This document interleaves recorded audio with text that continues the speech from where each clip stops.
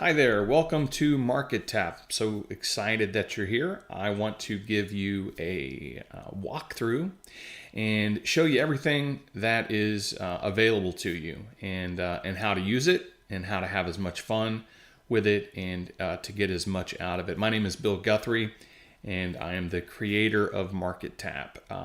So let's dig right in.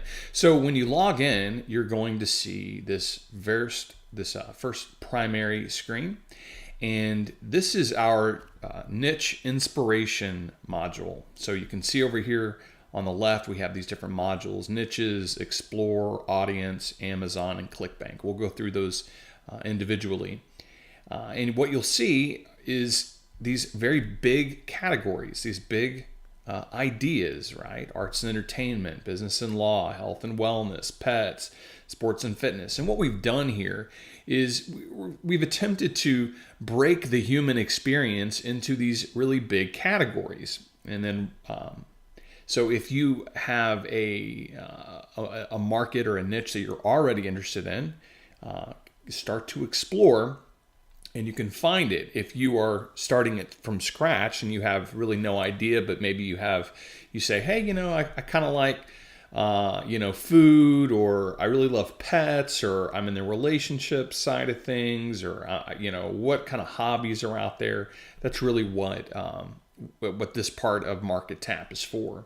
So let's go to hobbies. And you'll see how the color changes to yellow. There'll be a moment where it'll be orange, and I'll explain what that means. But yellow means that there is more information on the other side. So let's go ahead and just click here. And what you see is that we have these two kind of core groupings, right? These we've kind of gone one rung down the ladder, and we have hobbies and we have crafts. So we'll just stick with hobbies and we'll click into hobbies. And then we've gotten those broken out even further, right? So we could say, well, there's indoor hobbies and outdoor and collection hobbies and competition hobbies. And we've really tried to kind of break these and segment these as much as possible so that you could really start to drill in on those. So let's say indoor casual hobbies.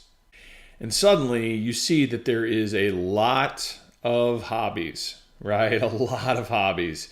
And all the way from printing to yo-yoing and a lot of stuff in the middle.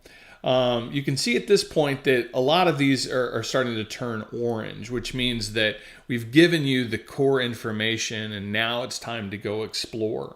Okay, so if it's yellow, that means that there's more on the other side. If it's orange, that means we've reached the end of that little bit of string, if you will. Before we jump through, let me just kind of give you some core navigation. You can always go back a step by either hitting the blue arrow up here on the left, or by using the breadcrumbs and going backwards. So let's say I wanted to go back into hobbies, and I wanted to go to competition hobbies instead. And let's say I wanted to go to outdoor competition hobbies. So this starts to look like sports and a lot of outdoor activities, model aircrafts and rowing and equestrian and football and things like that. Let's go back one more, and we'll go back to the hobbies and crafts. And so here in the hobbies and crafts, you can start to see, so we have it grouped as paper crafts. And you're probably saying, hey, what's this little guy over here? And I'll show you what that is in a minute. But, we have it grouped as paper crafts. And, then we go into paper crafts, and we have, what is that? There's like 14 different paper crafts that you could start to play around with, right? So there's a lot of information. We'll go back here to the start. And, this is the part where, in my opinion, you should just play around for a little bit. Kind of, start to just look at stuff, like really just look at it. You don't have to start to do anything. You don't have to start to go, start drilling in so much at this point, unless you already know what you want. But I would really just let your mind just kind of wander a little bit and just start to see the broad possibilities of what's going on. If we go to dogs, pets are obviously a very popular niche, and we have it broken down by breeds and then by dog supplies. And if I go to breeds, we have listed pretty much every breed. I think there's over 100 of these things here. There's a ton. So from here, I have a Labrador, and so we'll just stick right here for a second, and we'll move on to the Explore niche, the Explore module. So right here, that little button right there, that little magnifying glass will take you into the next module. So from any place where you are inside of the niche exploration and niche inspiration module, you can go straight into the Explore. Obviously, you can click that button and it'll take you right in there. But let's do it this way for a second. So let's say that I'm looking through and I go, yeah, this, whatever this is, this looks like an interesting thing. I'd like to go explore this a little bit further. So for me, I've got a big black lab. Let's see what happens here. So I'm going to click that button. And now I'm in the exploration module. And what happens instantly is that we get a ton of suggested keywords right now. So there's no data right now, but there's a ton of suggested keywords. There is a lot of keywords here. And these are all suggest, right? So Labradors, and you can see and I'll show you how to work this. There's a couple of ways to do this. So we could click that button right there. And what you see is that we're getting the top 10 results, right? So I'm in Texas and it is geo-specific. So you just have to you just have to disregard that if you're not interested in local information. You can see that this right here and these next few, see how that's a duplicate? That's just because if you had not clicked into it, it would have gone in. But let's say, for example, that I am interested in Labrador Retrievers barking, and I click there, and then I start to get more information, like some more keywords. So instantly we're able to get a ton of keywords. Now let's say that I wanted all of these keywords. I could click right here. Let's say I don't want all those keywords. I would remove them. But let's say I wanted just a few of these keywords, right? Just something like that. And I can, once I have selected, I can export this as a CSV. So I can actually just get these get the keywords out of MarketTapp so that you can go use them if you want. We'll go ahead, click it like that. And we can then add them to the sandbox, and that's what's over here. And I'll show you that in a second. The sandbox will take us into the analysis screen where we can explore keywords and actually start to get data based upon them. Now that is a premium module. That is information that we have to pay for. It is not part of the standard MarketTapp. So if you purchased a data plan or a package of data credits, then that will be accessible to you. If not, let us know and we can help hook you up so that you can do that. Some folks are not interested in keywords and the keyword data. Other people definitely are, but it is premium data that we are charged for, so we have to to cover our bases there. Let's say that I wanted to just do research on Labrador Retrievers, breeders, and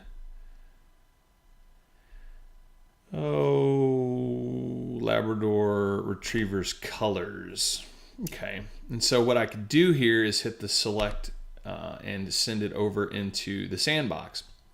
Now in the sandbox, anyone can use the sandbox, right? And if I wanted to get rid of them real quick, I could just click that and go back, right? And just click it right out, but we'll put them back in there. So this is part of your module. You can do a search. So right here, if I click on Labrador Retrievers, I'm going to get a pop-up and it will show me Google. and it will show you the first, I believe, 100 results. So you can start to get information. This is all clickable, right? So we frame Google so that you don't have to leave MarketTapp, and you can start to click around and get information that way. You can also you can do a quick hit here and get trends, and so it'll give you a trend on Labrador Retrievers, right? So this is Google Trends. It gives you a kind of a trending search word. By the way, just to let you know, most keywords over time have diminished as the search engines just aren't used the same way anymore. Anyway, but let's say that I wanted to then say, okay, Labrador Retrievers, I'm really interested in that. Let's get going. I can click Analyze Selected, so I could select all those if I wanted to, and I hit Analyze Selected. And what it'll do, so we get instantly we get results here. So Labrador Retrievers has a monthly search volume of 2,400. Labrador Retrievers breeders has only 40. There's none here. This information, we have our results here. This information is, again, we pull this from SEMrush's API. So this is not, we're not in control of the good or the bad information here. SEMrush is one of the best services around, and we're pleased to be working with them. At this point, if I want this information, I can export to the CSV. So that is basically how that part works. So let's go back, and I want to show you a couple of other quick things before we get into the audience. So let's say I'm over here at the Explorer. So you don't have to start with the big keyword, with all the niches. You don't have to start on that main screen. You can go over here, and I could type in wine tasting. And I could get all that. Now notice this is still here, and we do that intentionally because this can kind of work as a place. It's a sandbox, right? So you can start to, if you do multiple searches and things like that, it'll stay over there. So you can kind of use that as a place to keep all of your keywords together. Anyway, so once again, I can do that. So I just want to point out that you can use the search bar up here. Anywhere that you see it, you can go directly into the Explorer and get that. And once again, you can go here and always be clicking here and getting some information. One last thing before we leave here and go into the other modules. Right here, notice that there is something here called a modifier, and we have this modifier, and it has this thing called questions. So if I click here, what happens is that we have basically put these questions in the background into MarketTapp, and we are doing these searches for you. So there's a logic that says that people are using Google, they're using they're using the search engines, and they're being incredibly specific. They're actually asking questions directly into the search engines. So we have these question modifiers, and we have put those in. So once you've done your core keyword research and you like what you want, I would encourage you to use the questions modifier, and you can get a bunch of different really cool stuff here. Does wine tasting get you drunk? I mean, like for me, if you're a blogger, if you are a content marketer of any kind, if you're an email marketer, if you have to write headlines, anything like that, this is an excellent way to take core keyword information that you're normally used to looking at and kind of flipping it on its head and getting new information out of it. And then obviously you can always then take that and run it back through put it in the sandbox and run it back over into the SEMrush module. All right, so with that, let's go to the audience. So because I'm still on wine tasting and I click on audience, I get taken into, I immediately start to get to see things. So what the audience module does, it starts to help you find the conversation around a particular keyword, around a particular topic. Now, just a quick note, for the Facebook aspect to work, you do need to connect to Facebook. So I'm already connected in this account, but you would just click the connect to Facebook. The Facebook pop-up is going to ask you to sign in to Facebook. And once you sign in and close it, you should never have to do it again. And what that does is it helps us interface and pull this. We're not posting to Facebook for you or anything. We're literally just kind of pulling data based upon your login. So what we're able to see here, and we have several different modules here, but what we're able to see is we can see Facebook groups. So I could click on the wine tasting adventures, and there it is, wine tasting adventures. We have these Facebook pages. So, we can pull those guys and click on those, start to get information. We have Twitter. So once again, we're looking for wine tasting, and we start to see these are accounts that are interesting. And then you can start to see here, these are different hashtags and things like that. So you can see right away what's going on inside of Twitter, and be able to leverage that information. Over here, we have Reddit. And so we will do a search in Reddit automatically and pull back any kind of subreddits. You can click in those and start to, oh, Reddit is so dirty. You start to get your Reddit information over here. And then finally at the bottom, we have YouTube. So once again, we've automatically pulled the query for you. And, if at any point you can, these are like, you can actually work in here, right? So even here, you can start to play around. So you don't always have to be going up to the top and starting over with us. You will need to for the Facebook pages and the Facebook groups, but even in Twitter, as you saw, these are actually framed environments that you can work in. And the same thing goes with Reddit. So this is a great way to, once you've kind of drilled in on a topic and kind of isolated a core idea, it's a great way to get further information and figure out, where that conversation is happening, who's talking about it, where are they, et cetera, et cetera. I want to wrap up by just very quickly showing you how the Amazon and ClickBank work. Now, these are, we add these modules in kind of as a bonus. They are not connected at the keyword search level. You can search over here, but what we would say is that you would start out and you could just kind of start to go through. So, in a way, what we're doing is just recreating a bit of the information that's already inside of Amazon and already inside of ClickBank.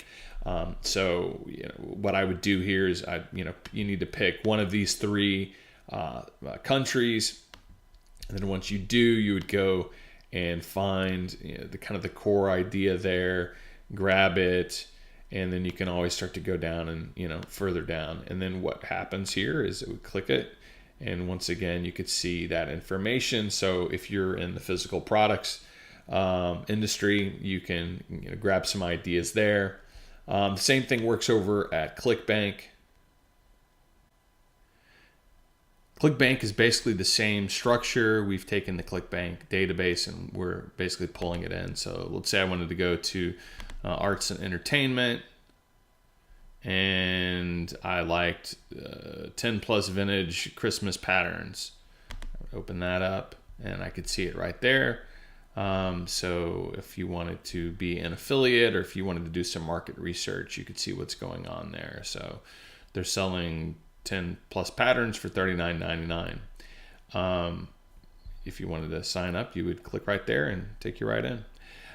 So that is it. If you have any questions, let us know. But again, the thing to really bear in mind with MarketTapp is that it is a place for you to seek inspiration if you don't have any idea about a niche, and then be able to explore different niche topics by the use of the Google Suggest so that you can start to see ideas, see the way that people are kind of expressing themselves around a particular niche.